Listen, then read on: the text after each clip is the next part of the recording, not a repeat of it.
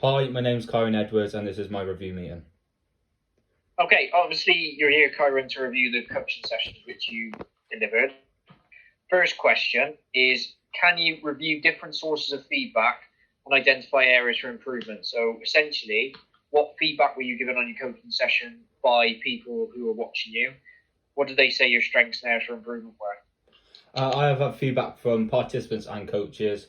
The coach said that I may need a bit more organisation beforehand and set up the session early so that I'm ready to teach the lesson. I was concentrating on the session to go to the best it could, but I wasn't concentrating on how much time I had left of the actual session, which had an impact on participant development. Some participants said that they enjoyed the session because it was fun and they didn't stop working or they didn't get bored, cold, etc. But others said they wanted harder drills, so that's something I need to take into consideration. This was my very first training session I've ever coached, so I expected multiple improvements in each area. The way that I can improve this is by coaching more sessions to enable myself to develop better coaching skills. I tried my best to make it as easy as possible for the first session. So by color coordinating, say cones in specific areas so that it's easier for the participants to actually understand, because obviously they're so young, it's a lot easier with color coding, which my coach did actually pick up on. I just feel like I need a wider range of fun activities so that the children don't like disappear in a way and keep track with your session. So I just think I need to make them a lot more fun. Okay, so why weren't they fun? What was the problem with your activities? I think they were just a bit plain in a way because it was literally just throwing and catching. Maybe I could have put a game. Maybe I could have called it something else so that they find it more fun. So I could come up with a name in my head like, oh, I won't be able to think of a spot, but just something that the kids would think, oh yeah, I do want to do that. So they're really up for their session, but I didn't do that. So that's something I need to improve. Okay, fantastic. So, looking at your planning, can you reflect back on your planning and tell me about your strengths and areas for improvement in terms of your planning? I feel that my planning was pretty good, as I had a good structure to the session, because we all know what we were doing at what points in the session. Some people like to be organised, which means uh, it's better for them to know what they're doing at the start of the session rather than me saying, "Oh, we're doing this, we're doing that." They like to be organised so they can prepare themselves mentally. Um, the session I planned needs to be, as I said, more fun and relevant, and it needs to help their development of the skill in the sport. I would improve the difficulty of the session as some of the participants found it too easy, and I didn't have any alterations to if they found it too easy, then I could progress them. But I actually didn't have that, so that's something I do need to improve. But I need to do more sessions so I know then what I can do if I think of it off the spot. But I should have it prepared beforehand. But I think I do need to do a couple more sessions so I can get used to the environment and I can think of something that can better them and progress them even further. Okay, fantastic. So, in terms of your planning, can you assess how that affected the delivery of your session? So, how did your session plans affect the delivery? My planning did affect the session as I had to edit them slightly when I was actually in the session, so the flow went really well. I think next time I should plan the session that will last like, should we say, if I had 40 minutes, maybe it should last maybe 35.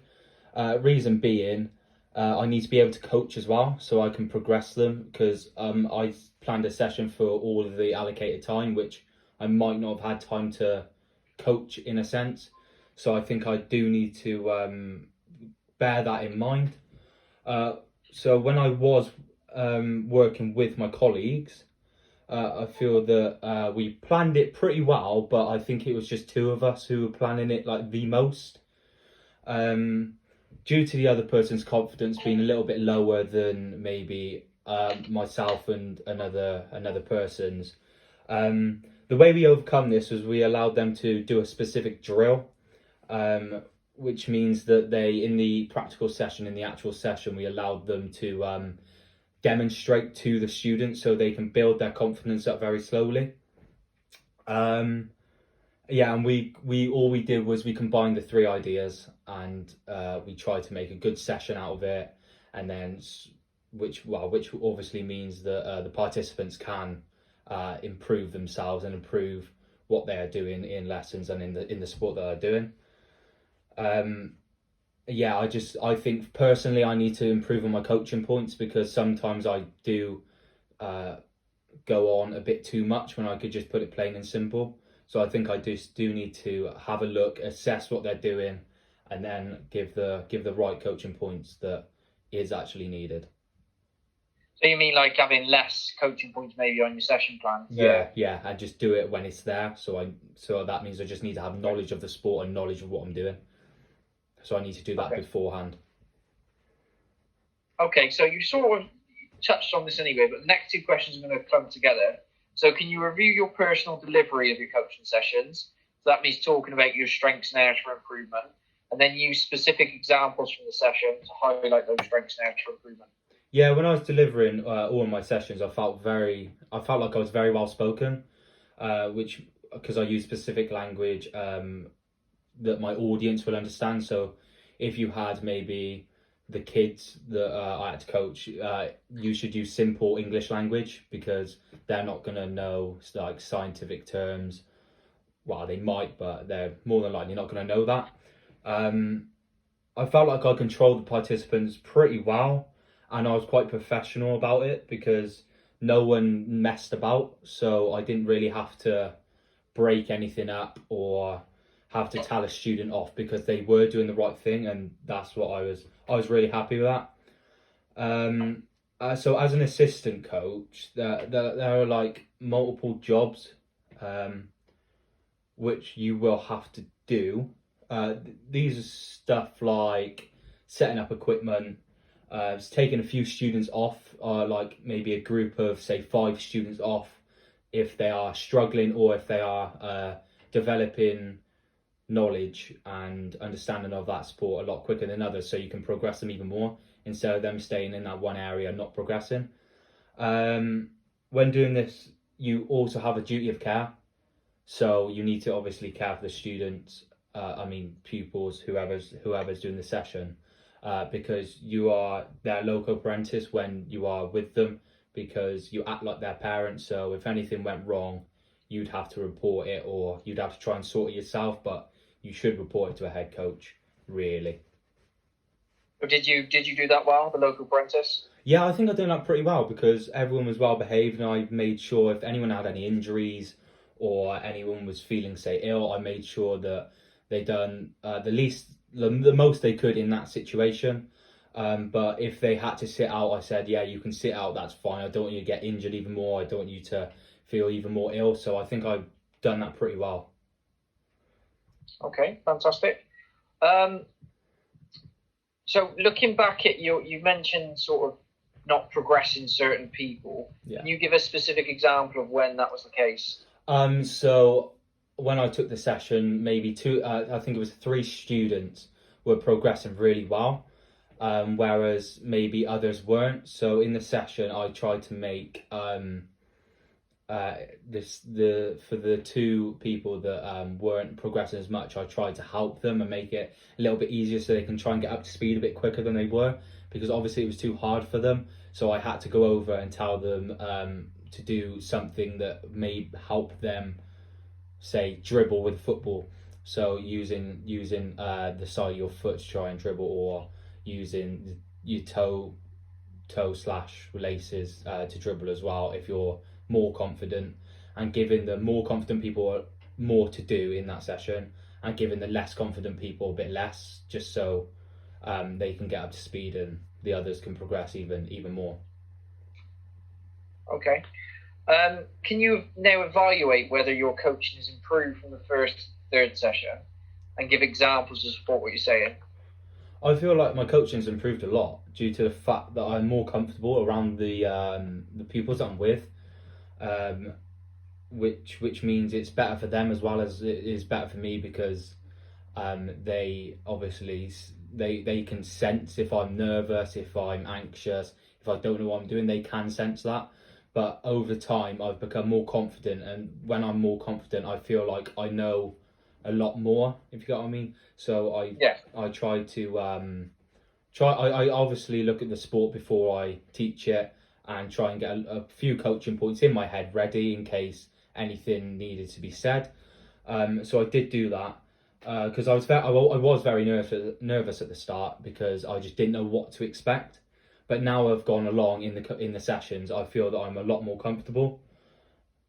Yeah, so I was able to pick up different attributes of different students, which I couldn't do at the start because I was too nervous and I was trying to think of my own job instead of everyone else. So I think that I've improved that way as well. So I can now pick up on if someone's struggling, if someone's progressing a lot more than others. So I think I can pick that up now, and I think that's an improvement that I've had to my coaching ability. Okay, brilliant. And finally, can you suggest types of professional development that you could access to enhance your coaching ability? Yeah, I think that I can maybe bring notes out with me. So, say I was doing a sport that I wasn't really familiar with, I could bring notes out with me, so it can help me instead of me panicking and then not giving the right information out to the students. What could you do to gain knowledge beforehand? Research the sport. So, say I was doing, for example, netball, I look at all the rules, all the um, passes, then how to do them. I could watch YouTube videos on them. Then I can take notes while watching, say, a video, so I can help the participants as much as I can because they might not know the sport either. So I am trying to help them as much as I can. Would doing any coaching qualifications, say in netball, would that help? Yeah, I think that would because it's just you'd be getting taught by professionals, so they know exactly what they're on about. So I think if that was to happen, then my knowledge would increase so much, and it would help me, and it would benefit the other people as well. So yeah, I do think that would be a really good thing to do. Okay. Is there any other experience you could get that would help improve you as a coach? Yeah, you could get experience with a local, say, football club. So if I say went to my local football club and asked, can I help coach maybe the under tens maybe, that would help as well because it's just a wider range of people that you're mixing with. So it means your confidence go up and up and up. You'll be more confident within that sport as well because you'll develop and understand that a lot more than you did before because you might see things in there that you haven't seen in your previous sessions. So you're learning all the time on the job. So I think that's a good way of um, progressing yourself and other people. Okay. You just press stop.